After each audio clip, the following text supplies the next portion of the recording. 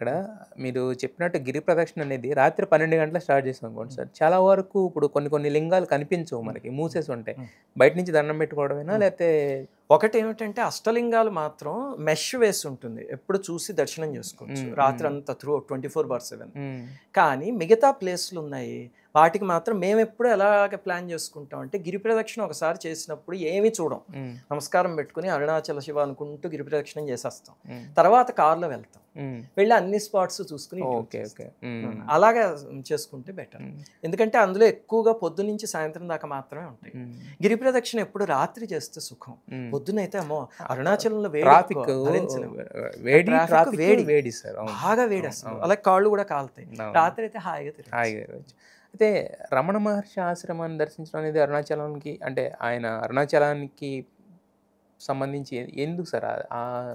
రమణ మహర్షి దగ్గర ఉన్నది ఏమిటంటేనండి, నేను ఇందాక అన్నాను కదా, ఒకటేమో భక్తి, ఒకటేమో జ్ఞానం. అరుణాచలంలో ఆ భక్తి అనేది గిరి ప్రదక్షిణంలోనూ ఆలయంలోనూ దొరికితే, ఆ జ్ఞానం అనేది రమణ మహర్షి ఆశ్రమంలో దొరుకుతుంది.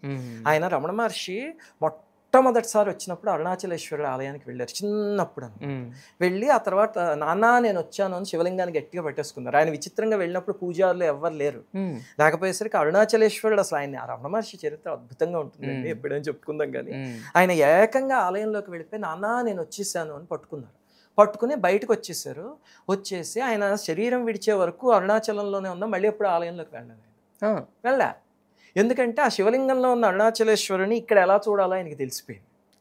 అది రమణ మహర్షి ఆశ్రమం నేర్పిస్తుంది. రమణ మహర్షి టీచింగ్స్, రమణ మహర్షి చరిత్ర అవి నేర్పిస్తాయి.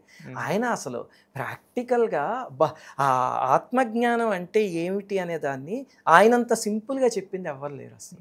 ఆయన్ని క్వశ్చన్స్ అడిగినవి ఇంకా సూర్యనాగమ్మ గారి లేఖలు అనే ఒక పుస్తకం ఉంటుంది. అలాగే రమణ మహర్షి చరిత్ర, అందులో ఆయన చెప్పే ఒక్కొక్క ఆన్సర్ ఉంటుందండి, ఒక బుల్లెట్ అంతే అలా వెళ్ళిపోతుంది లోపలికి. ఇందాక నేను చెప్పిన తెర ఎగ్జాంపుల్ రమణ మహర్షి చెప్పింది చూడండి ఎంత అద్భుతమైందో. అలాగే ఆయన ఆయన్ని రమణ మహర్షిని పట్టుకుంటే చాలా అసలు అరుణాచలేశ్వరుడు దొరికేస్తారు.